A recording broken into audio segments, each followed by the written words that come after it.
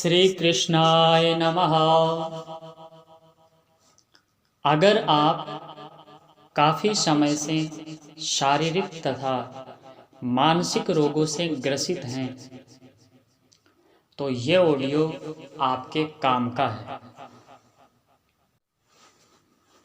सर्वविदित है कि मनुष्य विभिन्न प्रकार की कामनाओं की पूर्ति के लिए भिन्न भिन्न प्रकार से देवी की उपासना करते हैं। प्राचीन काल से ये परंपरा चली आ रही है। भगवान राम ने देवी की उपासना करके रावण पर विजय पाई। गोपियों ने कात्यायनी रूप में देवी की पूजा करके श्री कृष्ण को पाया। सीता जी ने देवी की उपासना करके भगवान राम को पति रूप में पाया। नवरात्रा शक्ति की उपासना का सर्वश्रेष्ठ समय माना जाता है। परंपरा अनुसार नवरात्रा में घट स्थापना, देवी का पूजन अर्चन, आरती, स्तुति, प्रार्थना आदि की जाती है। अब की बार आप ध्यान योग के द्वारा देवी की उपासना करिए। ध्यान योग के लिए भगवान श्री कृष्ण ने श्रीमद् भगवत गीता में अर्जुन को जो बात कही उस बात को आप ध्यान में रखेंगे। भगवान ने कहा था, नात्यस्नतस्तु योगोस्ति न चैकान्तमनश्नतः न चातिष्वप्नशीलस्य जाग्रतो नैव चार्जुनः। हे अर्जुन, यह ध्यान योग बहुत अधिक खाने वाले का सिद्ध नहीं होता और बिल्कुल न खाने वाले का भी सिद्ध नहीं होता। बहुत देर तक सोने वाले का भी सिद्ध नहीं होता तथा जो बिल्कुल नहीं सोता उसका भी सिद्ध नहीं होता। मतलब जो सदा जागता रहता है उसका भी यह ध्यान योग सिद्ध नहीं होता। व्रत रखने में अगर शरीर साथ देता है तो एक समय फलाहार और एक समय भोजन करके व्रत रखिए। समर्थ नहीं हो तो दोनों समय भोजन करिए, मगर इस बात का विशेष ध्यान रखना है कि आपको भोजन हल्का करना है। हल्का मतलब भूख से कम खाइए, सात्विक भोजन करिए। इतना खाइए क्षुधा निवृत्ति हो जाए, मतलब भूख भी न सताए और खाने के बाद आलस्य भी न सताए। नवरात्रा के पिछले दिन भी रात्रि को खाना कम खाइए ताकि सुबह जल्दी उठ सको और आलस्य आपको न सताए। सुबह उठकर दैनिक कार्यों से निवृत्त होकर एकांत स्थान में आ जाइए। अगरबत्ती की जगह थोड़ा धूप जलाइए। वातावरण को शुद्ध करिए। आसन पर बैठिए और आंखें बंद कर लीजिए। नीचे बैठने में असमर्थ हैं तो कुर्सी पर बैठिए। अब आपको मानसिक रूप से माँ की पूजा करनी है। देवी का ध्यान करिए।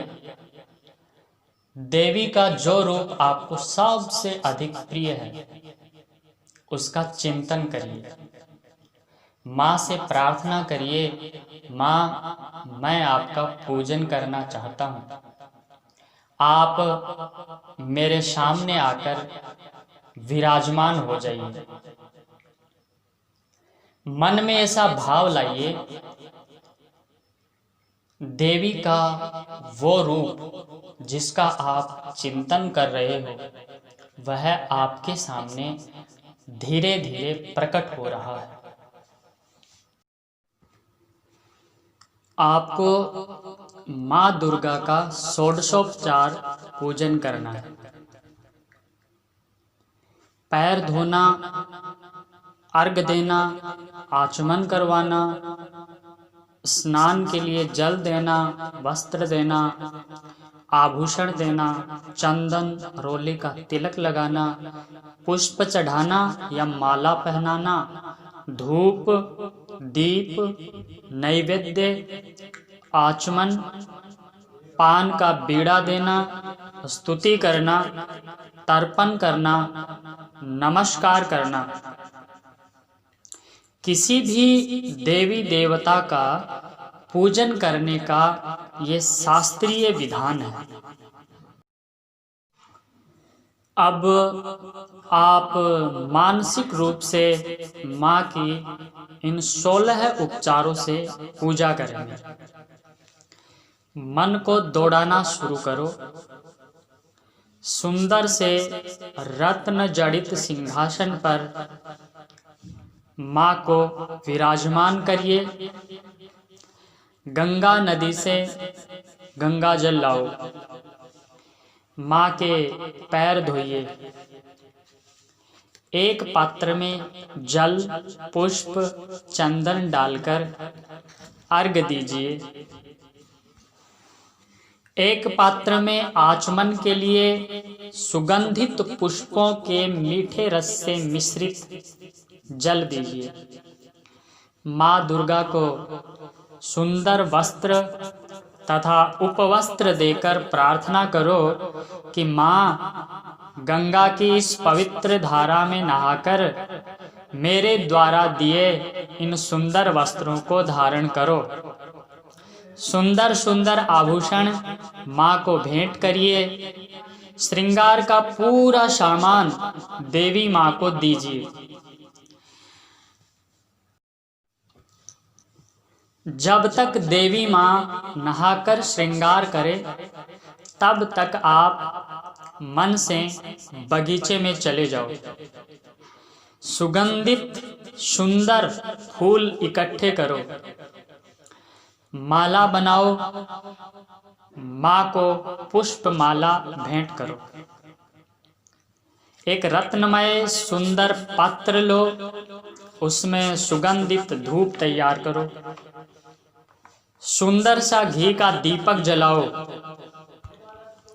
कर्पूर का दीपक भी जलाओ।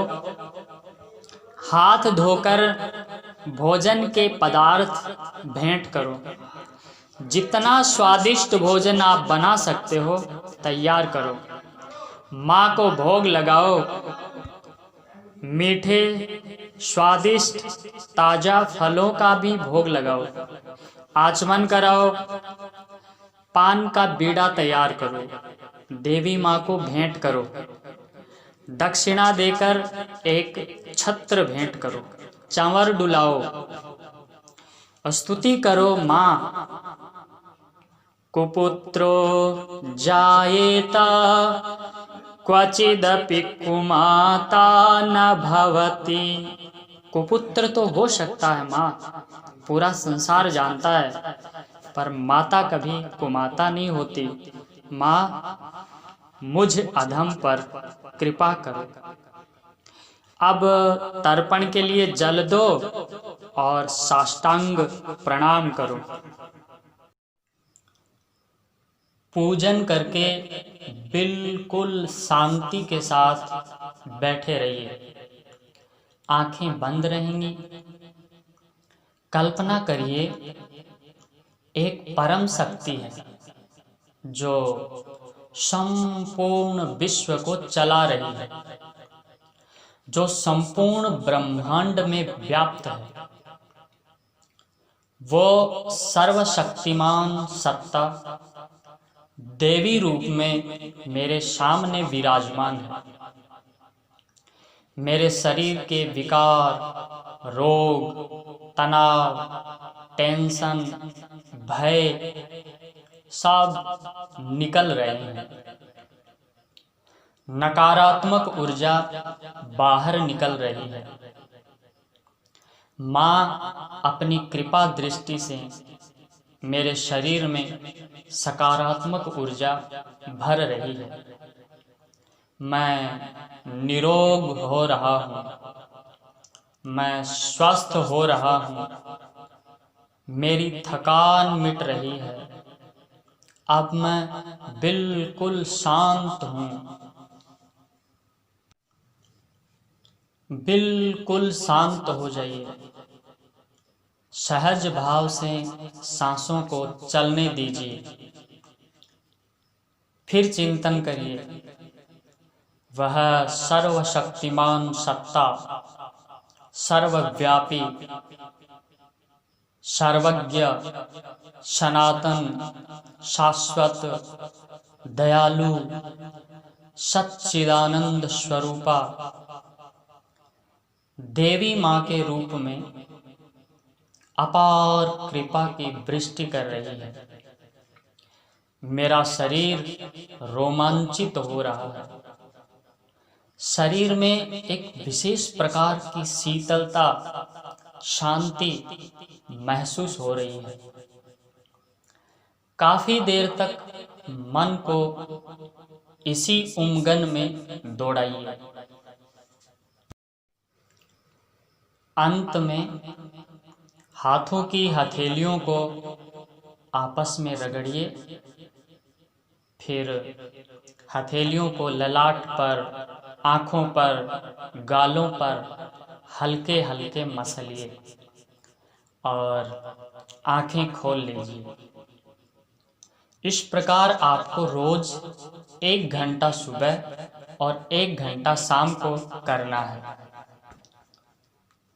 नवरात्रि के बाद दशहरे को आप पाएंगे कि आपका पूरा शरीर ऊर्जा से भर गया।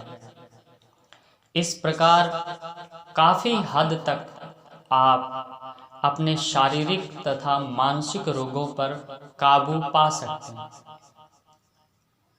और इस प्रक्रिया को आप अपने जीवन में नित्यचर्या में भी शामिल कर सकते हैं। दीर्घ काल तक किया गया ये अभ्यास आपको आध्यात्मिकता के शिखर पर तो पहुंचाएगा ही, साथ में आप शारीरिक और मानसिक रूप से भी स्वस्थ रहेंगे। आज के लिए सिर्फ इतना ही। फिर मिलते हैं अगली वीडियो में। जय श्री कृष्ण।